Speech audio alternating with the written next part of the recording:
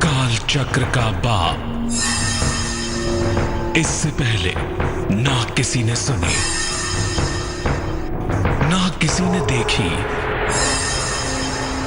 इतनी सटीक भविष्यवाणी। चाल चक्र। नमस्कार, बहुत स्वागत है आपका। आप देख रहे हैं चाल चक्र और मैं हूं आपके साथ शैलेंद्र पांडे। आज जिस विषय पर हम बात करने वाले हैं वो विषय अमूमन रहस्य से लिपटा हुआ है, रहस्य में उलझा हुआ है और वो रहस्य इतना ज्यादा इंपॉर्टेंट है कि उसे समझना बहुत जरूरी है। तो आज उसी रहस्य पर से पर्दा उठाएंगे चाल चक्र में। चलिए पहले आपको यही बताते हैं कि आज का हमारा विषय क्या है और हम आपको क्या बताने वाले हैं। आज के अपने कार्यक्रम में हम आपको बताने वाले हैं आत्मा के बारे में, सोल के बारे में। आत्मा का रहस्य क्या है? क्या आत्मा को देखा जा सकता है? आत्मा होती है या नहीं होती है? क्या आत्माएं अच्छी होती हैं या बुरी होती हैं? मामला होता क्या है ये आज समझेंगे। इसके अलावा आपके राशियों की सटीक भविष्यवाणी भी आज जानेंगे और साथ ही साथ आपको उस रहस्य के बारे में बताने और समझाने की कोशिश करेंगे कि दरअसल आत्मा क्या होती है।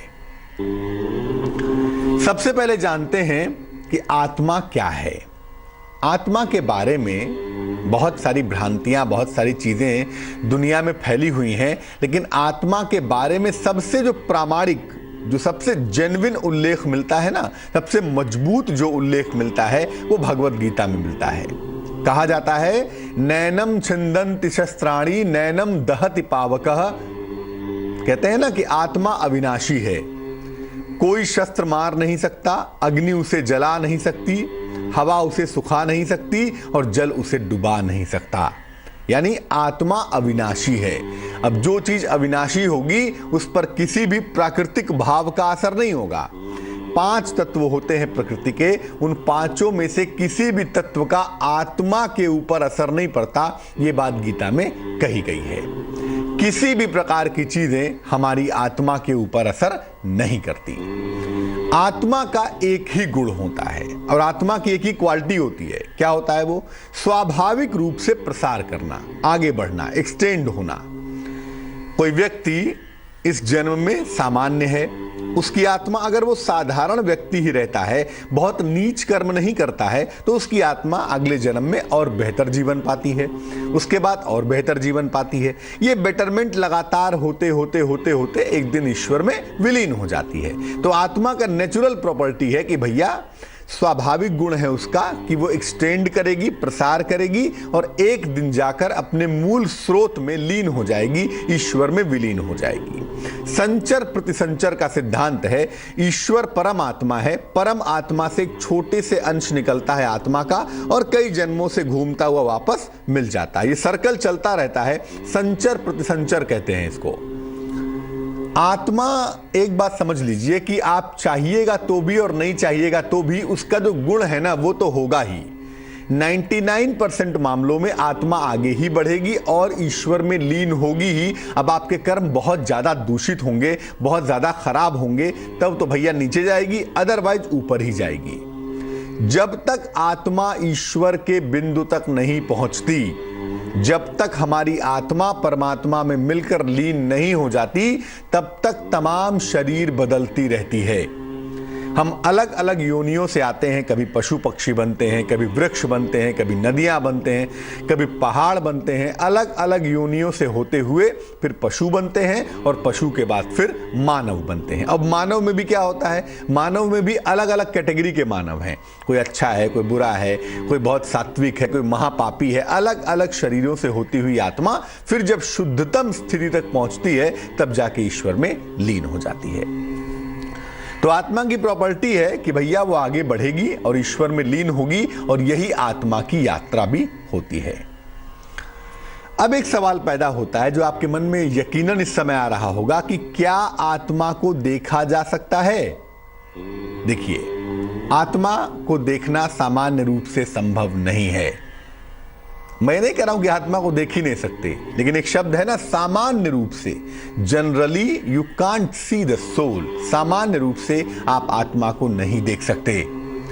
इसके लिए 2 चीजें चाहिए। अगर आप आत्मा को देखना चाहते हैं तो उसके लिए 2 चीज चाहिए। पहला, ईश्वर की कृपा। उनकी कृपा के बिना इस सृष्टि के किसी भी रहस्य को आप देख ही नहीं सकते, और आत्मा भी एक रहस्यात्मक मामला है, इसलिए बिना उनकी कृपा के तो संभव है ही नहीं। पहला उनकी कृपा, और दूसरा सूक्ष्म दृष्टि। आत्मा जितनी सूक्ष्म है, जब हमारी दृष्टि भी उतनी सूक्ष्म हो जाएगी तो हम देख लेंगे। हम दुनिया में जिस चीज को देख पाते हैं ना, वो दरअसल हमारे ही लेवल की होती है। अगर हमारे लेवल से नीचे होगी, बहुत छोटी होगी तो भी नहीं देख पाएंगे, और बहुत बड़ी होगी तो भी नहीं देख पाएंगे। यानी जो चीज हमारे लेवल की होगी हम सिर्फ उसी को देख पाएंगे। इसीलिए चूंकि आत्मा सूक्ष्म मामला है, इसीलिए उसको देखने के लिए सूक्ष्म दृष्टि भी चाहिए। आत्माओं के अंदर पृथ्वी तत्व नहीं होता। 5 तत्व होते हैं: पृथ्वी, आकाश, अग्नि, जल और वायु। हमारा जो शरीर, फिजिकल बॉडी है ना, ये पृथ्वी तत्व की बनी हुई है। आत्माओं के अंदर चूंकि पृथ्वी तत्व नहीं होता, इसीलिए उनका अनुभव आप टच करके नहीं कर सकते। उसकी एक अलग स्थिति होती है, कभी चर्चा करेंगे। लेकिन आत्माओं के अंदर पृथ्वी तत्व नहीं होता, इसीलिए उनको फिजिकली टच करके समझ पाना इतना आसान मामला नहीं होता। वो वायु के समान गमनशील होती हैं। जब आत्माओं का पृथ्वी तत्व होगा ही नहीं, तो कहीं भी, किसी भी समय, किसी भी स्थिति में मूव करेंगी, आती जाती रहेंगी। सामान्य रूप से अगर कोई आत्मा का अनुभव आपको होता है, सामान्य जीवन में होता है, तो सुगंध का अनुभव होता है। अगर आत्मा के संस्कार अच्छे हैं, आत्मा के साथ जो संस्कार जुड़े हुए हैं अगर अच्छे हैं, तो डेफिनेटली आपको अच्छी सुगंध का अनुभव होगा। और अगर कोई निगेटिव आत्मा का अनुभव हो रहा है तो आपको बुरी सी गंध आएगी, या एकदम से आपका मन खराब हो जाएगा। तो आत्माओं के साथ सुगंध का फैक्टर बहुत ज्यादा होता है। इसीलिए आप देखिए, जो लोग इस तरह के तंत्र मंत्र और अंट शंट प्रयोग करते हैं, वो सुगंध का बहुत इस्तेमाल करते हैं। कारण उसका यह है कि उनके पास पृथ्वी तत्व नहीं होता, तो सुगंध के माध्यम से आप उनका अनुभव कर पाते हैं, या जिसको भी उसका अनुभव करना होता है वो कर पाते हैं। लेकिन आत्माओं का जब सामान्य अनुभव होता है, तो आपको हल्की सी सुगंध का ही अनुभव होगा। सामान्यतः इन आंखों से आत्माओं को देख पाना आसान नहीं होता। अब एक सवाल पैदा होता है, अक्सर हम कहते हैं कि वो बुरी आत्मा है, वो अच्छी आत्मा है, वो आत्मा पापी है, वो आत्मा अच्छी है। अरे भैया, आत्मा अच्छी बुरी होती है क्या? जब ईश्वर कहता है कि नैनम छिंदन्ति शस्त्राणि नैनम दहति पावकः, तो भैया आत्मा पे जब कुछ असर होता ही नहीं, तो आत्मा अच्छी बुरी कैसे हो सकती है? आइए समझते हैं कि क्या आत्मा अच्छी या बुरी होती है या नहीं होती है। देखिए, आत्माएं अच्छी बुरी नहीं होती, क्योंकि आत्मा तो एक बेसिक चीज है। जैसे हमारी आत्मा है, आपकी आत्मा है, सबकी आत्मा एक ही है, वो ईश्वर का अंश है। उसके ऊपर हमारे मन और हमारे संस्कारों की वजह से अच्छा और बुरा प्रभाव पैदा होता है। जैसे एक हम छोटी सी लाइट रख दें और लाइट के ऊपर अलग अलग रंग का ग्लास रख दें, हरे रंग का शीशा रख दें, लाल रंग का रख दें, पीले रंग का रख दें, तो ये दरअसल उस लाइट के ऊपर असर नहीं पड़ेगा। हमको जरूर दिखाई देगा कि हरे रंग की लाइट आ रही है, पीले रंग की लाइट आ रही है, लेकिन लाइट तो जिस रंग की है उसी रंग की रहेगी ना। इसीलिए आत्मा तो वास्तव में पवित्रतम स्थिति होती है, वो ईश्वर का अंश है, वो उतनी ही ज्यादा पवित्र रहेगी ही रहेगी। उसके साथ जो संस्कार जुड़ जाते हैं, या जो हमारा मन जुड़ जाता है, अच्छा या बुरा, ये अच्छा बुरा होता है। आत्मा कभी अच्छी बुरी नहीं होती। इसीलिए जो लोग कहते हैं कि भैया जब तुम मर जाओगे तो तुम्हारी आत्मा को जलाया जाएगा, काटा जाएगा, भूना जाएगा, ये सब बकवास है। क्योंकि आत्मा को कोई नहीं जला सकता, आत्मा को कोई भून भी नहीं सकता। हमारा जो मन होता है, जो आत्मा के साथ जुड़ा हुआ होता है, जो तकलीफ होती है वो भी उस मन को होती है, जो आनंद होता है वो भी उस मन को होता है। जब आत्मा के साथ बुरे संस्कार होते हैं, तब ऐसे मन का, ऐसे संस्कारों का प्रयोग होता है। और ये प्रयोग आम तौर पर अविद्या के तांत्रिक करते हैं, दूसरों को नुकसान पहुंचाने के लिए, दूसरों को तकलीफ देने के लिए। विदेही मन का दुरुपयोग करके तांत्रिक दूसरों को परेशान करते हैं। अभी आपको बताया कि जब आदमी मर जाता है और मान लिया उसको शरीर नहीं मिलता है, तो उसका जो मन है ना, वो आत्मा का सहारा लेके घूमता रहता है। जब तक कि उसको उपयुक्त शरीर ना मिल जाए, तब तक ऐसा मन आत्मा का सहारा लेके दुनिया भर में घूमता रहता है। मान लिया कोई बहुत बड़ा पापी मर गया, अब उसके लायक शरीर तैयार नहीं है, तो फिर क्या होगा? जो उसका मन है वो आत्मा का सहारा लेके घूमता रहेगा, कर कुछ नहीं पाएगा, घूमता रहेगा। अब होगा क्या, ऐसी अवस्था में जो नकारात्मक तांत्रिक होते हैं, जो अविद्या तंत्र की साधना करते हैं, ऐसे लोग इस विदेही मन को पकड़ लेते हैं, इस निगेटिव मन को पकड़ लेते हैं और दूसरों को परेशान करते हैं। एक बात बता दूं, आप आत्मा को प्रभावित नहीं कर सकते। आत्मा को प्रभावित सिर्फ और सिर्फ ईश्वर कर सकता है, या ईश्वर के संस्कार वाला कोई गुरु कर सकता है। जिसके अंदर ईश्वरत्व हो, ऐसा कोई गुरु हो या ईश्वर स्वयं हो, तभी आपकी आत्मा को प्रभावित कर पाएगा। अन्यथा सामान्य रूप से आत्मा को कोई भी प्रभावित नहीं कर सकता। जो लोग कहते हैं कि फला की आत्मा को कब्जे में कर लिया, वो आत्मा को कब्जे में नहीं करता है, वो दरअसल उसके मन को कब्जे में करता है या उसके संस्कार को कब्जे में करता है। उसके मन और संस्कार को कब्जे में करके तमाम तरह के उपद्रव, तमाम तरह की निगेटिविटी पैदा करता है। आत्मा पर कोई असर नहीं होता, और आत्मा को प्रभावित या तो तारक ब्रह्म कर सकते हैं या तो ईश्वर कर सकता है। तीसरी कोई सत्ता इस दुनिया में नहीं है जो आत्मा को प्रभावित कर सके। अब मान लिया कि किसी के जीवन में, किसी के घर में, किसी के व्यक्तित्व पर, किसी के लाइफ में अगर कुसंस्कार वाली आत्मा का प्रभाव हो, मैं फिर कहूंगा आत्मा का नहीं कहेंगे इसको, किसी व्यक्ति के जीवन में विदेही मन ऐसा हो जो निगेटिव हो और उसका प्रभाव हो। किसी ने ऐसे आदमी का मन ले लिया, आदमी के मरने के बाद उसका मन बड़ा बुरा था, उसके मन को ले लिया और आपके ऊपर उसका प्रयोग करना शुरू किया, आपको परेशान करना शुरू किया। निगेटिव मन जो होता है ना, वो आत्मा के साथ जुड़कर तमाम तरह के ऊधम करता है। और इस निगेटिव मन को ताकत कौन देता है? कोई अविद्या तांत्रिक देता है। उस ताकत से आपको जीवन में परेशानियां होने लगती हैं। लेकिन ये सारा खेल ऊर्जा का ही होता है, निगेटिव और पॉजिटिव दोनों।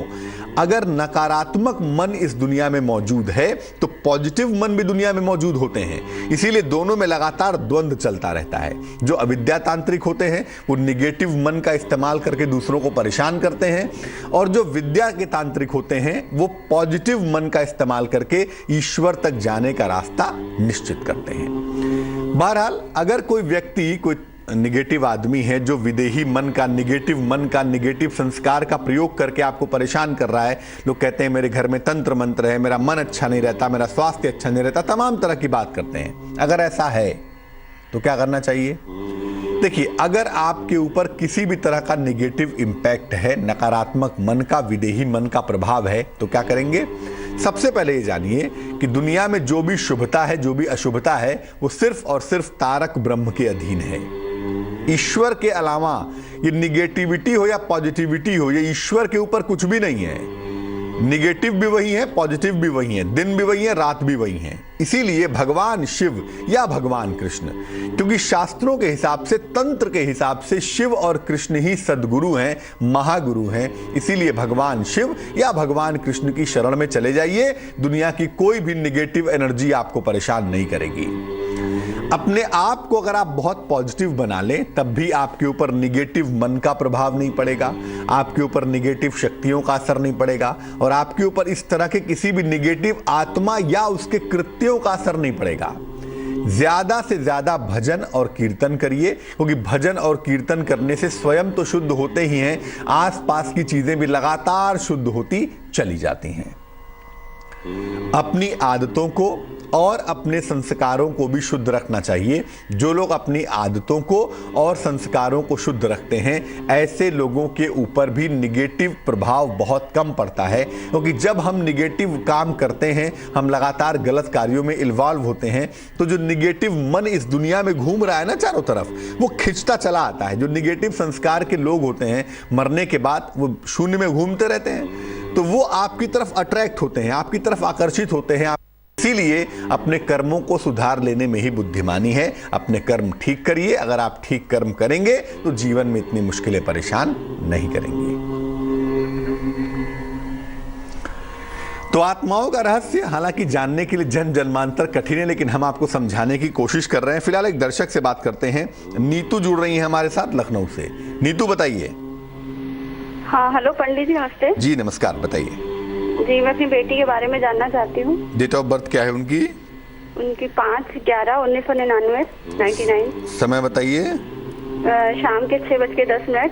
कहाँ पर जन्म हुआ है? लखनऊ में। जी। क्या प्रश्न है आपका? मैं इनके भविष्य के बारे में आगे जानना चाहती हूँ। ये भी 11th कर रही हैं, आगे इनका 12th होगा, आगे कौन सा तरफ अपना करियर चुने इस समय पर थोड़ा सा बताइए। अभी आपकी बेटी 11th में किस ब्रांच से पढ़ाई कर रही हैं? जी जी। किस ब्रांच से? साइंस। साइंस में क्या, मैथमेटिक्स या बायोलॉजी? जी हाँ मैथमेटिक्स। देखिए, कुंडली हालांकि मैं कहूँगा वृषभ लग्न की बनती है, राशि इनकी कन्या है। इंजीनियरिंग के लिए सामान्य कुंडली है, बहुत मजबूत भी नहीं कहूँगा, बहुत कमज़ोर भी नहीं कहूँगा। हालांकि ये कुंडली ऐसा कर सकती है कि आपकी बेटी भविष्य में इंजीनियरिंग कर लें और इंजीनियरिंग के बाद मैनेजमेंट में चले जाएं, ऐसी संभावना बन सकती है। लेकिन ज़्यादातर ये कुंडली मैनेजमेंट की तरफ इशारा करती है। अगर ये MBA की पढ़ाई करें और MBA को ऊंचाई तक अपना करियर बनाने की कोशिश करें तो मुझे लगता है इनके लिए बहुत अच्छा होगा। अष्टम भाव में इनके मंगल बैठा हुआ है, नीच का शनि भी है, और ये दो चीजें कहती हैं कि इनको स्वास्थ्य का बहुत ध्यान रखना है और करियर के निर्धारण में, करियर के निर्णय में गलती नहीं करनी है। अगर इतना किया जाए तो मुझे लगता है इनकी मुश्किल दूर हो जाएगी। और इंजीनियरिंग अगर करना चाहती हैं तो करने दीजिएगा, लेकिन मैनेजमेंट ही इनका मूल करियर होगा। मैनेजमेंट की तरफ जाना इनके लिए बहुत अच्छा रहेगा। वक्त हो चला है एक छोटे से ब्रेक का।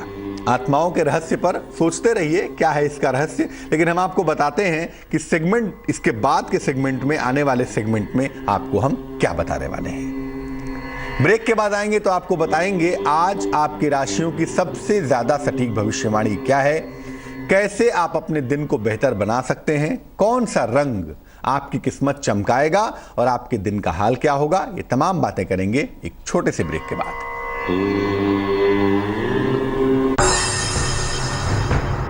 चक्र का बाप, इससे पहले ना किसी ने सुनी,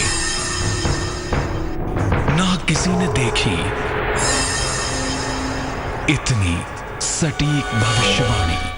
हो रही थी आत्माओं के बारे में, उनके रहस्य के बारे में जानने का प्रयास कर रहे थे। अब आज के दिन के रहस्य के बारे में जानते हैं। अब आपको आगे क्या बताने वाले हैं, चलिए पहले वही बताते हैं आपको।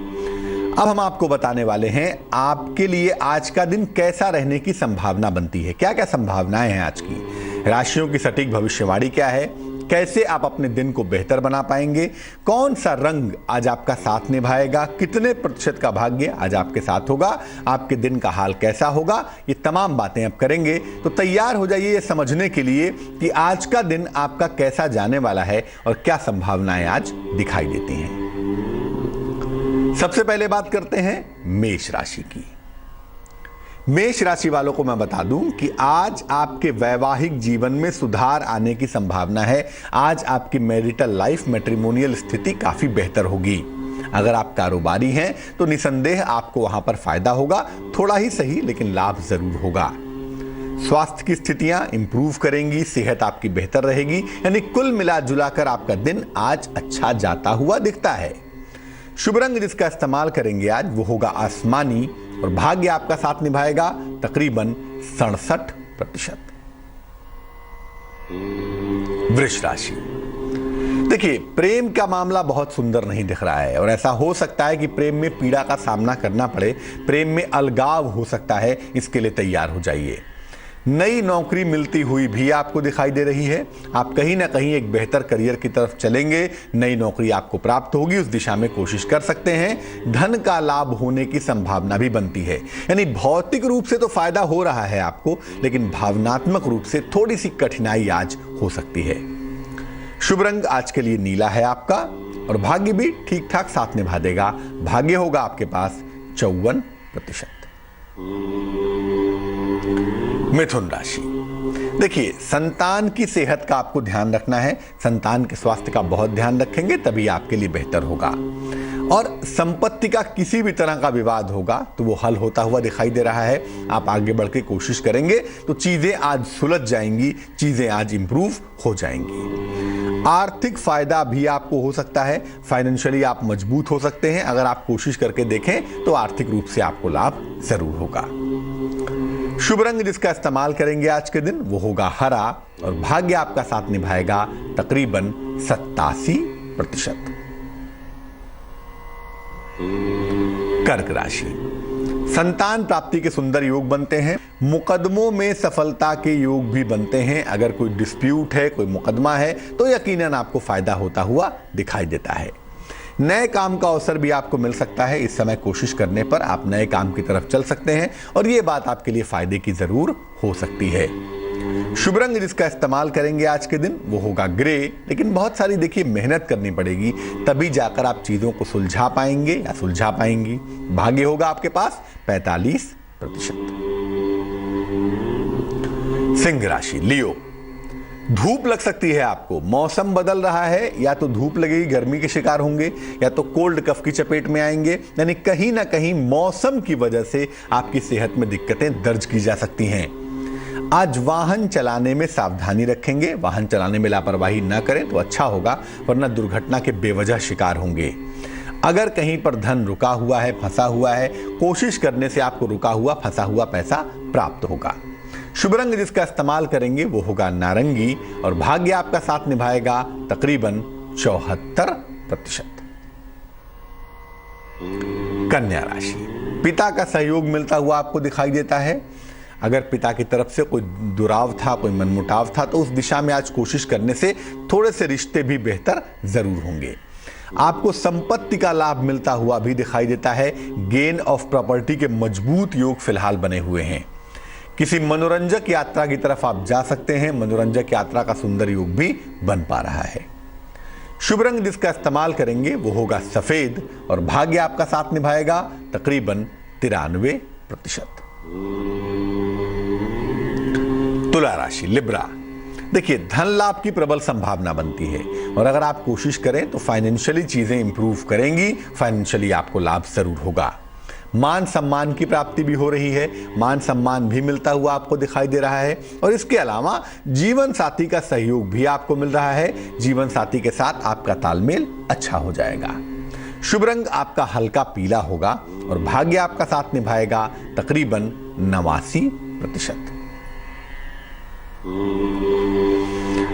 वृश्चिक राशि, लापरवाहियों से आपको बचना चाहिए। ऐसी लापरवाही कुछ भी मत करिएगा जिसका सीधा असर आपके करियर पे चला जाए या आपके करियर के ऊपर प्रश्न चिन्ह पैदा हो जाए। तो लापरवाहियों से बचना चाहिए आपको।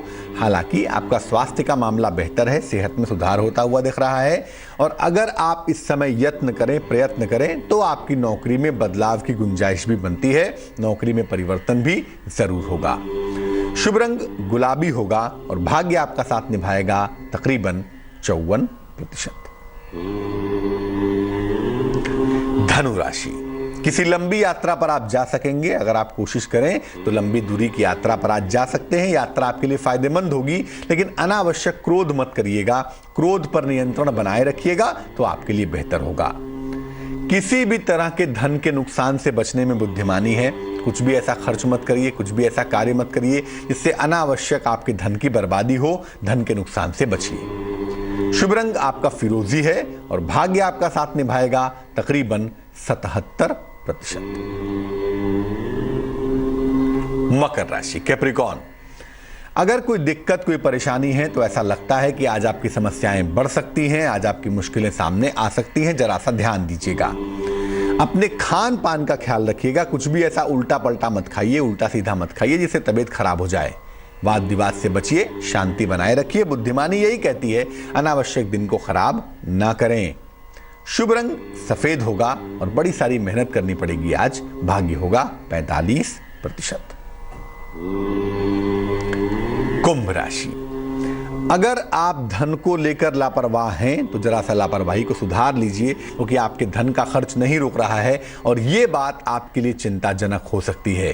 धन खर्च होता हुआ दिखाई देता है और वाहन का सुख मिलता हुआ भी दिखाई देता है। अगर आप नई गाड़ी खरीदना चाहते हैं, नया वाहन लेना चाहते हैं तो वो भी इस समय संभावित है, वो भी इस समय बन रहा है।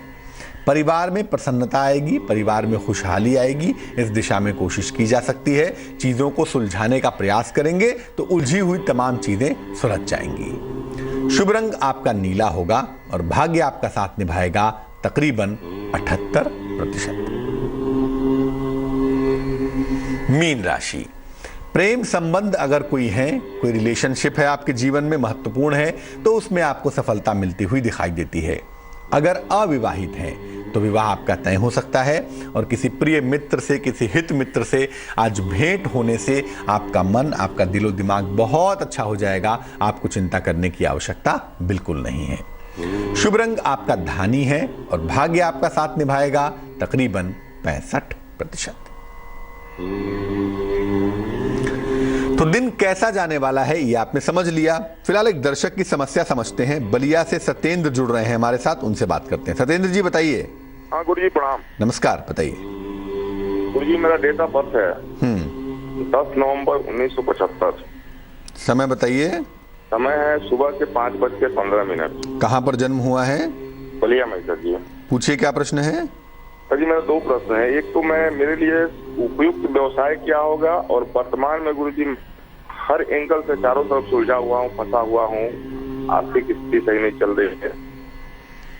जो आपकी कुंडली हमारे पास बनती है, ये बनती है तुला लग्न की और आपकी राशि बनती है मकर। इस कुंडली में 3 तरह के व्यवसाय किए जा सकते हैं। सबसे पहला जो व्यवसाय किया जा सकता है वो लोहे का है, इलेक्ट्रिकल इलेक्ट्रॉनिक्स का है, बिजली के आइटम्स का है, उसमें आपको फायदा हो सकता है। दूसरा काम आप कर सकते हैं फर्नीचर का या अनाज का, ये काम भी आपको सूट करेगा। और तीसरा काम लिक्विड से संबंधित, पानी है, दूध है, शरबत है, कोल्ड ड्रिंक है, जिसके अंदर लिक्विड प्रॉपर्टी होती हो, ऐसा व्यवसाय करना आपके लिए अच्छा होगा। देखिए मुश्किल ये है ना इस कुंडली में कि जो इस कुंडली का प्राण है, जो लाइफ है, सैटर्न, शनि, वो इतना मजबूत नहीं दिखाई देता। अगर हम शनि को बेहतर करें तो आपको लाभ हो सकता है। एक नीला टोपाज, ब्लू टोपाज नाम का रत्न, 8-10 रत्ती का ब्लू टोपाज चांदी की अंगूठी में, लेफ्ट हैंड की बाएं हाथ की मध्यमा में, मिडिल फिंगर में, शनिवार को धारण करना आपके लिए लाभकारी होगा। और दूसरा, सुबह और शाम दोनों वेला में आप भगवान शिव की उपासना करिए। जो भी आपको मंत्र समझ में आए, नहीं तो नमः शिवाय सुबह और शाम दोनों समय आप जपिए। जितना ज्यादा जपेंगे उतना ही ज्यादा बेहतर होगा। वैसे मैं बता दूं कि जुलाई के बाद से आपका वक्त अच्छा है। चलते हैं सोनीपत और बात करते हैं संजय जी से। संजय जी बताइए। नमस्कार पंडित जी। नमस्कार पंडित जी, मैं आजकल बड़ी प्रॉब्लम में हूँ। ना तो मेरे पास घर है और ना ही पैसा ऐसा है मैं व्यापार कर सकूँ। बड़ी परेशानी है सर मेरी, थोड़ा सोल्यूशन कीजिए सर। डेट ऑफ बर्थ बताइए। 30/8/1976। 30/8/1976। समय बताइए। 10:10 सवेरे के। कहाँ पे जन्म हुआ है? सोनीपत हरियाणा सर। अभी कोई रत्न पहना हुआ है आपने? सर एक तो मैंने मोती पहना हुआ है, एक चक्कर पहना जी। देखिए ऐसा है, जो आपकी कुंडली हमारे पास बन पाती है, इस कुंडली की सिर्फ 2 मुश्किलें हैं। पहली मुश्किल ये है कि आप लगातार चीजों को बदलते रहते हैं। आज ये करूंगा, कल वो करूंगा, एक रास्ते पे स्थिर नहीं रहते। अब अस्थिर रहेंगे तो चीजें स्थिर तो नहीं होंगी ना। तुला लग्न, तुला राशि है आपकी, चंद्र राहु एक साथ बैठे हुए हैं, 7.5 भी आपकी उतर रही है। अभी के लिए मैं आपसे कहूंगा कि जो रत्न आपने पहना हुआ है वो निकाल दीजिए। फिलहाल किसी रत्न की आवश्यकता नहीं है आपको। आप सिर्फ सुबह सुबह भगवान सूर्य को जल चढ़ाइए। सुबह और शाम दोनों समय गायत्री मंत्र का जप करिए और गायत्री मंत्र का जप करने के बाद हाथ जोड़कर भगवान से प्रार्थना करिए कि आपके जीवन का अंधकार दूर हो और आपका जीवन बेहतर हो पाए। सोनीपत आपका जन्म स्थान है। अगर वहां से बाहर निकलने का मौका मिले, बाहर निकल के नौकरी करने की स्थिति बने तो बहुत अच्छा होगा। और वैसे भी कुंडली आपकी कहती है कि अप्रैल मई के समय में आपको नौकरी के लिए, करियर के लिए एक बेहतर अवसर मिल सकता है। तो आज चाल चक्र में हमने बात की आत्माओं के रहस्य के बारे में। आशा करते हैं कि बहुत हद तक चीजें आपको समझ में आई होंगी। इस तरह के रहस्यात्मक विषयों पर से पर्दा उठाते रहेंगे। फिलहाल अभी मुझे दीजिए इजाजत, लेकिन आगे जरूर देखिए रिश्तों की कहानी संजय सिन्हा के साथ। नमस्कार।